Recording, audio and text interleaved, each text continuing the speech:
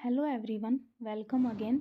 सो आज हम एचएसएससी में जो हमारे हिंदी विषय के क्वेश्चन आए हुए हैं, जैसे 2022, 23, 16, 15, ठीक है, 15 से ज़्यादातर रहेंगे, 24 तक जितने पेपर हुए हैं।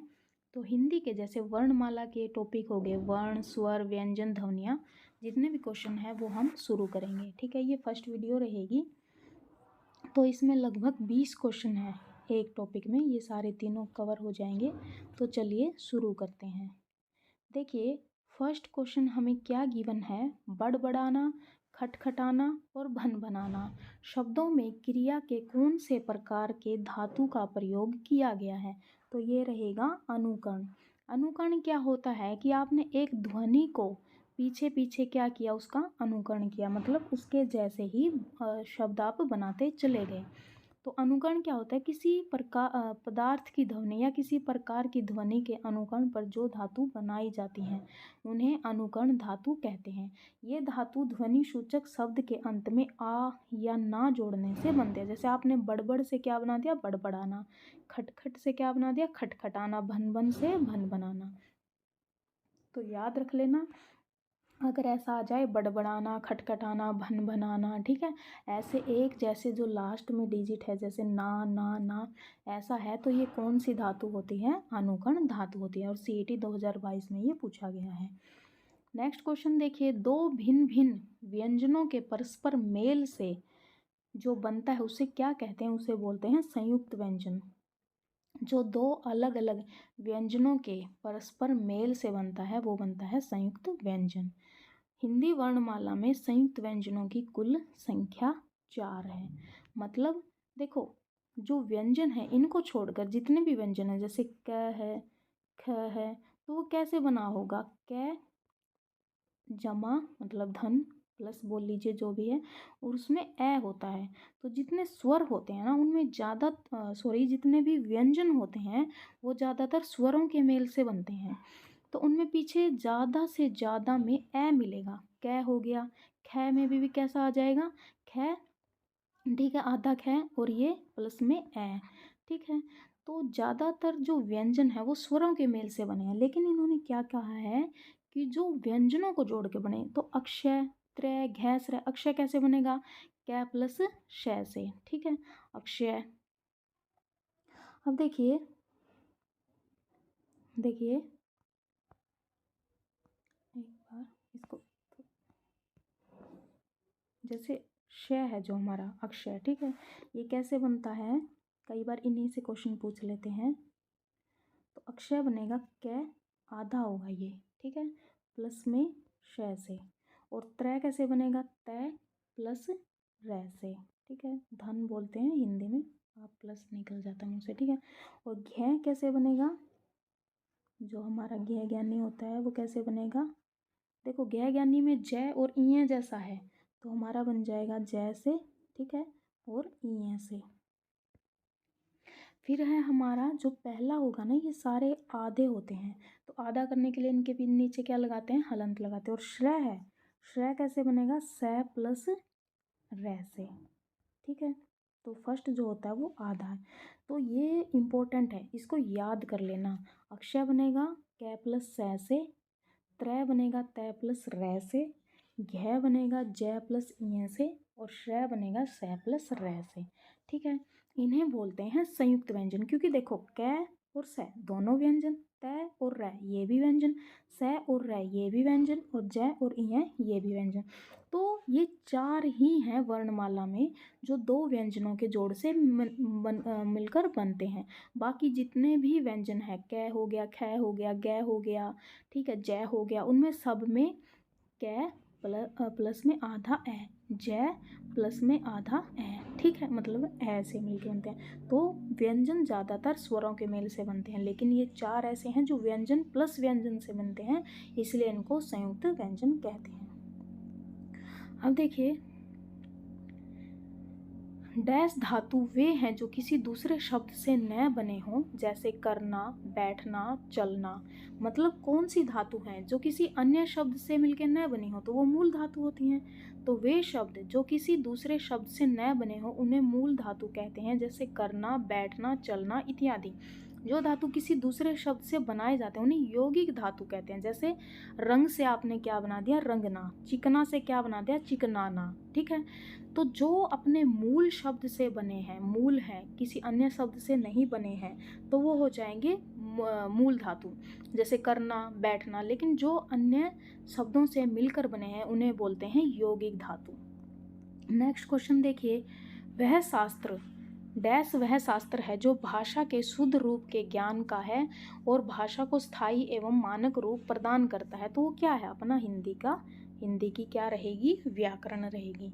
ठीक है, हिंदी व्याकरण है वह शास्त्र है जो भाषा के शुद्ध रूप का ज्ञान कराता है तथा भाषा को स्थायी एवं मानक रूप प्रदान करता है। नेक्स्ट क्वेश्चन देखिए, शब्द की रचना में किसका योगदान नहीं होता। तो जो शब्द की रचना में पद का योगदान नहीं होता। शब्द की रचना में जब हम शब्द की रचना करते हैं उसमें पद का योगदान नहीं होता, जबकि प्रत्यय उपसर्ग का शब्द की रचना में योगदान होता है। प्रत्यय क्या होते हैं, जो पीछे लगते हैं शब्द के, और उपसर्ग क्या होता है, जो आगे लगते हैं। मूल शब्द के अंत में लगकर नए शब्द बनाते हैं प्रत्यय, और ठीक है, उपसर्ग क्या होते हैं, शब्द के पहले लगकर नए शब्द बनाते हैं।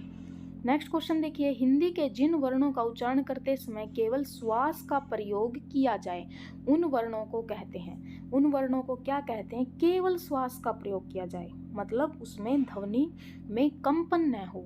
ठीक है, तो उन्हें बोलेंगे अघोष। और जिनमें ध्वनि मतलब सांस प्लस कंपन, ठीक है, कंपन हो, वो बोलेंगे सघोष। सघोष बोल लीजिए या सघोष बोल दीजिए। मतलब देखो इसमें ना वर्णों को ध्वनि के आधार पर दो भागों में बांटा जाता है। एक होता है अपना अघोष, दूसरा होता है सघोष। सघोष बोल लीजिए, ठीक है, सघोष भी बोल देते हैं या फिर घोष भी बोल देते हैं। तो जिसमें ध्वनि के साथ साथ कंपन होगा वो होंगे घोष और सघोष, और जिसमें केवल ध्वनि होगी, केवल श्वास होगा, ठीक है, केवल श्वास का प्रयोग किया जाएगा, वो हो जाएगा अघोष। पहले तो ये डेफिनेशन याद कीजिए। ठीक है, फिर क्या है, कई बार नाद से भी पूछ लेते हैं कि हिंदी के अघोष वर्णों का उच्चारण करते समय केवल श्वास का प्रयोग किया जाता है, वो रहेंगे अघोष। जबकि घोष में केवल नाद का उपयोग होता है, मतलब उसमें कंपन भी होती है। अल्प प्राण ये बाद में करेंगे, इसको पहले इसको पढ़ते हैं। देखिए अब जो अघोष आपने याद करना है कि कौन से हैं। यहाँ ले लेते हैं पेज को। देखिए जो अघोष होते हैं हमारे, घोष और सघोष तो हमने लिख लिया। अब आपने पहले ये याद रखना है, जो अघोष हैं वो होगा हमारा पहला और दूसरा वर्ग। जैसे हमारे क, ख, ग, घ और अ, ठीक है, जो भी आप बोलते हैं इसको। तो जो अघोष रहेगा हमारा, तो पहला और दूसरा, ये पहला, ये दूसरा हो गया, ये तीसरा हो गया, ये चौथा हो गया और ये पांचवा। फिर नीचे यहाँ पे च च छ, ये सारे ट ट ठ होते रहे। आपने ये याद रखना है, ये वर्ग होते हैं, पहला वर्ग, दूसरा वर्ग, तीसरा वर्ग, चौथा वर्ग और पांचवा, ऐसे ही नीचे 5 तक जाते हैं। ठीक है, तो उसमें पूरी लाइन, जैसे कै कबूतर से यहाँ से हो गया, फिर च चम्मच वाली लाइन होगी, यहाँ पर छ छतरी हो गया। तो जो पहला और दूसरा, सिर्फ ये याद कर लो, क्योंकि बहुत कन्फ्यूजन होता है। अल्प प्राण, महाप्राण, घोष, सघोष, आपको मैं जो बता रही हूँ सिर्फ वही याद रखना, क्योंकि मैं वही याद रखती हूँ। जो हमारा अघोष है, अघोष कौन सा होगा, पहला और दूसरा व्यंजन। तो पहली और दूसरी जितनी लाइन है, ये दोनों लाइन, यहाँ पे कै ख च छ ट ठ जो भी है आपने याद करना है, वो हो जाएंगे हमारे अघोष। ठीक है, इसका आप स्क्रीनशॉट भी ले सकते हैं, या फिर मैं अपने नोट्स में से आपको स्क्रीनशॉट लेके शेयर कर दूंगी जो मेरे हिंदी के हैं। ठीक है, अघोष होगा हमारा पहला और दूसरा व्यंजन, व्यंजन ही पढ़ रहे हैं ना, क्या कह गए। और इसके अलावा अघोष कौन से होते हैं, ऊष्म व्यंजन। ऊष्म व्यंजन कौन से आते हैं हमारे, जिसमें से बोलते टाइम मुंह में से गर्म ध्वनि निकलती है, जैसे श, श, है। ठीक है, ये होते हैं ऊष्म व्यंजन। और विसर्ग, विसर्ग क्या होते हैं, पीछे विसर्ग लगाते हैं। तो आपने याद रखना है अघोष कौन से होंगे, पहला, ठीक है, ये होगा पहला और दूसरा व्यंजन, ठीक है, दूसरा। फिर उसके अलावा ऊष्म व्यंजन, ऊष्म कौन से होते हैं हमारे, ऊष्म हो गए स, श, स और है। उसके अलावा विसर्ग होंगे। अब हमने अ घोष तो पढ़ लिया, बचा हुआ हमारा तीसरा, चौथा और पांचवा, 3 ही तो बचे, ठीक है, जिनको क्या बोलते हम, जिनको बोलते हैं घोष या फिर सघोष, ठीक है। आप सिर्फ अघोष याद कर लो, सघोष घोष बचा हुआ अपने आप याद हो जाएगा, ठीक है। तो घोष और सघोष जो होगा ना, तो वो रहेगा तीसरा, चौथा और पांचवा। तीसरा, चौथा, पांचवा हमारा हो जाएगा घोष सघोष, और पहला और दूसरा हो जाएगा हमारा अघोष। अब देखिए तीसरा, चौथा, पांचवा में जो ग की पूरी लाइन आएगी नीचे तक, घ की आएगी घर वाली, और ये अंग, ये अण इनकी हो जाएगी। और उसके साथ साथ हमारे अंतस्थ, अंतस्थ कौन से होते हैं, अंतस्थ होते हैं हमारे य, र, ल, व, ठीक है, य, र, ल, व। और जितने भी स्वर हैं, स्वर अपने ऐ से लेके इस तक, अंग तक, अंग तो नहीं आता, अंग और है तो उसमें आता है, अंतस्थ में आता है तो री तक, ठीक है। ये जितने भी हमारे स्वर हैं, स्वर प्लस अंतस्थ, य, र, ल, व, प्लस तीसरा, चौथा और पांचवा वर्ग, ये सारे आ जाएंगे घोष सघोष में। अब देखो, आप खुद ही बोल के देखो, क्या बोलेंगे जब हम, कै नॉर्मल निकल गया, कोई कंपन नहीं हुई, ख आराम से निकल गया मुंह से, कोई कंपन नहीं हुई। लेकिन ग, घ, ड, इनको बोलते टाइम आपके ध्वनि में क्या होती है, एक कंपन होती है, ठीक है। इसीलिए जिनमें कंपन होगी उनको क्या बोलेंगे, घोष और सघोष। और वो कौन से होते हैं, तीसरा, चौथा, पांचवा। उसके अलावा अंतस्थ व्यंजन, अंतस्थ व्यंजन कौन से हैं, य, र, ल, व। और उसके अलावा कौन से हो जाएंगे हमारे समस्त स्वर। लेकिन अ घोष कौन से होंगे, हमारा पहला और दूसरा व्यंजन। उसके अलावा ऊष्म व्यंजन स है, क्योंकि इनको बोलते टाइम मुंह से गर्मी निकलती है, गर्म हवा निकलती है, और क्या हो जाएगा हमारा विसर्ग, ठीक है। तो इसका आप स्क्रीनशॉट भी ले सकते हो, वैसे मैं इसका जो नोट है आपको वो स्क्रीनशॉट आपको दे दूंगी टेलीग्राम पर, ठीक है। तो यहाँ तक हमारा अघोष और सघोष हो गया। तो चलिए दोबारा क्वेश्चन पर चलते हैं।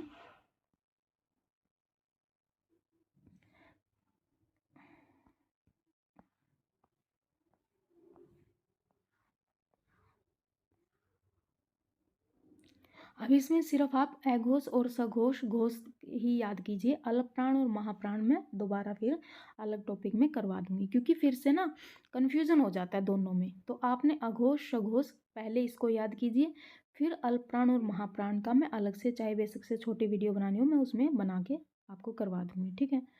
अब देखिए, हिंदी वर्णमाला में अंग और अह, अंग और जो अह है, अंग अंगूर होते हैं, अह होता है, वो क्या है, अयोगवा है। वो स्वरों में नहीं आते, ठीक है, स्वरों में नहीं आते, वो क्या होते हैं हमारे अयोगवा होते हैं। तो अह और अंग हमारे अयोगवा हैं। अनुस्वार और विसर्ग न तो स्वर है न ही व्यंजन है। जैसे विसर्ग को अलग निकाल देते हैं, अंग को निकालते हैं और अह को निकाल देते हैं, ना तो वो स्वरों में आते हैं न वो व्यंजनों में आते हैं। अयोगवाह का अर्थ क्या होता है, योग न होने पर भी जो साथ रहे, मतलब इनका इनका कोई भी योग नहीं है फिर भी ये साथ रहते हैं। स्वर उन वर्णों को कहते हैं जिनका उच्चारण बिना किसी अवरोध के होता है।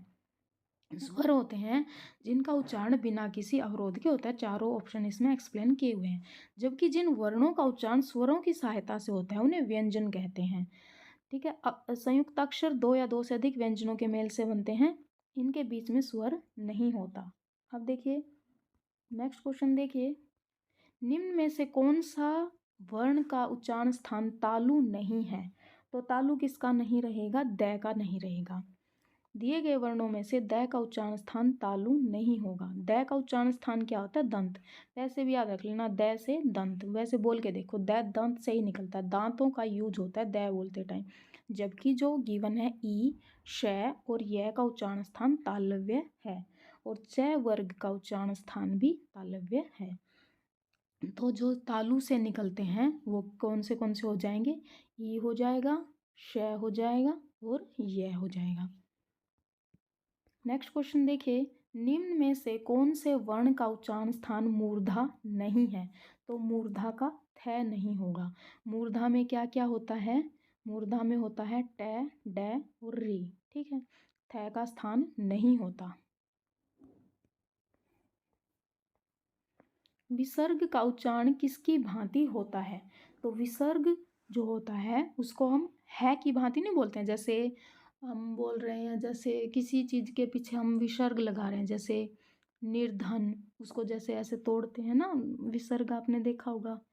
कोई भी शब्द है उसके पीछे विसर्ग आ गया तो हम है बोलते हैं, क्योंकि वो संस्कृत से होता है। ठीक है, अब देखिए विसर्ग का उच्चारण स्थान है वर्ण की भांति होता है। श का उच्चारण स्थान क्या होता है? अभी ऑप्शन को एक्सप्लेन किया हुआ है। स का उच्चारण स्थान तालव्य, दूसरा स, ये श था, ये श का उच्चारण स्थान दंत्य हो गया, और दूसरे श का उच्चारण स्थान मूर्धन्य हो गया। ठीक है, कई बार अपना स श तीनों एक जैसे निकल जाते हैं, लेकिन इनको तीनों को बोलने का स्थान हमारा गले के अंदर अलग अलग होता है। देखो तीनों अलग अलग ध्वनि से निकलते हैं। भाषा की सबसे छोटी इकाई है, तो भाषा की सबसे छोटी इकाई वर्ण है। भाषा की सबसे छोटी इकाई वर्ण है, जबकि उच्चारण की दृष्टि से भाषा की लघुतम इकाई ध्वनि है।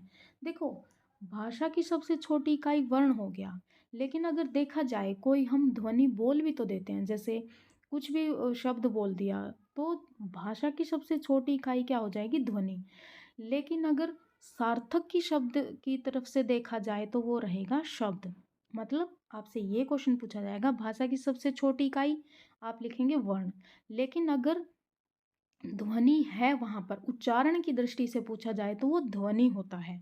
लेकिन अगर शब्द की सार्थकता देखी जाए, मतलब सार्थकता के आधार पर देखा जाए, तो भाषा की सबसे छोटी इकाई शब्द है। अब जैसे आप कुछ भी बोल दोगे, ल या मतलब कोई भी वर्ड निकल जाएगा, लेकिन उसका अगर कोई अर्थ है तो वो शब्द है। अगर सार्थकता के आधार पर देखा जाए तो शब्द रहेगा। वैसे भाषा की सबसे छोटी ध्वनि होती है, और वैसे अगर भाषा की सबसे छोटी इकाई पूछा जाए तो वर्ण। अगर ये तीनों ऑप्शन में नहीं मिलेंगे, अलग अलग ही मिलेगा। अब देखो यहाँ पे जैसे शब्द दिया हुआ है, तो ये पूछते हैं कि सार्थकता के आधार पर देते ये। ठीक है, और अगर यहाँ पर ध्वनि होती तो ये उच्चारण के आधार पर देते। ठीक है, भाषा की पूर्ण सार्थक इकाई, पूर्ण सार्थक इकाई तो वाक्य हो जाएगा। कभी कोई वाक्य हमने लिख दिया। ठीक है, इनमें कंफ्यूज नहीं होना। वो ऑप्शन अगर ऐसे तीनों दे रहे हैं तो वो क्लियर करेंगे कि क्या पूछा हुआ है। हिंदी में प्रत्येक वर्ग के अंतिम वर्ण का उच्चारण स्थान क्या है? तो ये रहेगा नासिका। कौन सा है? ढ, न, ण, न, मैं, ये सारे देखो नाक से निकलते हैं। जो पांचवा वर्ग था ना, ये लास्ट में जो आएगा इसके नीचे सारे, इसको पंचम वर्ग बोलते हैं। तो ये कहाँ रहेगा? नासिका रहेगा उसका उच्चारण स्थान। स्वरों का जो रूप व्यंजनों के साथ जोड़ा जाता है उसे क्या कहते हैं? मात्रा। आप देखो जैसे क है, क, आपने इसमें स्वर जोड़ना है, तो मैंने आ स्वर जोड़ना है इसमें, तो मैंने आ जोड़ दिया, तो हमारा क्या बन गया? का बन गया। ठीक है, का बन गया। कै था, मैंने उसमें ई जोड़ दिया, तो क्या बन गया? हमारा की बन गया, छोटा।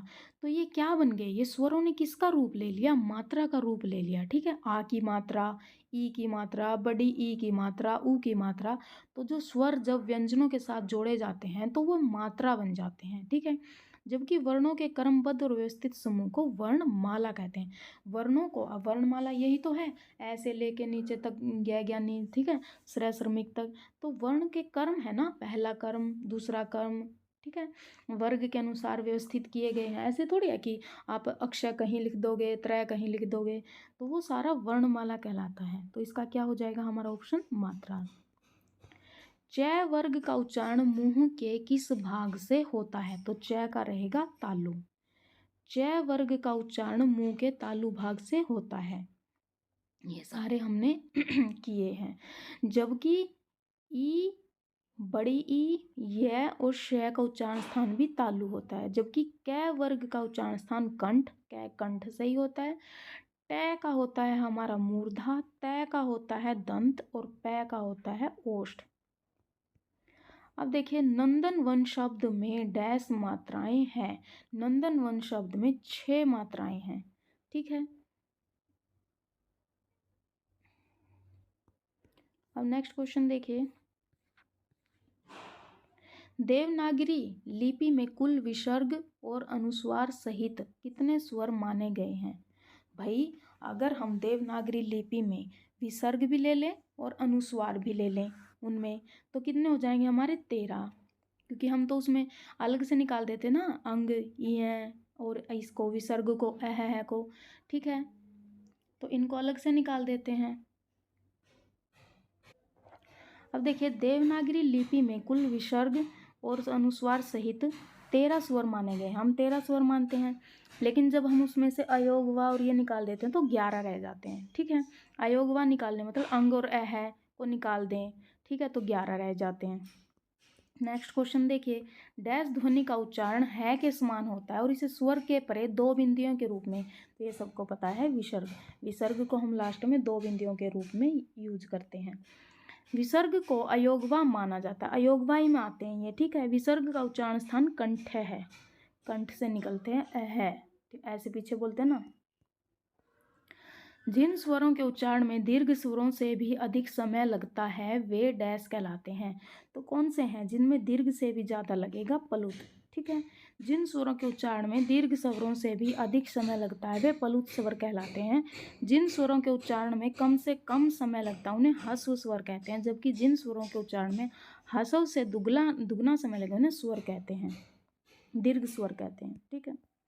हिंदी वर्णमाला में कुल कितने, देखिए ये यहाँ पर हैं जो होते हैं ना हमारे स्वर, उनको ह्रस्व स्वर हमारे कौन से होते हैं?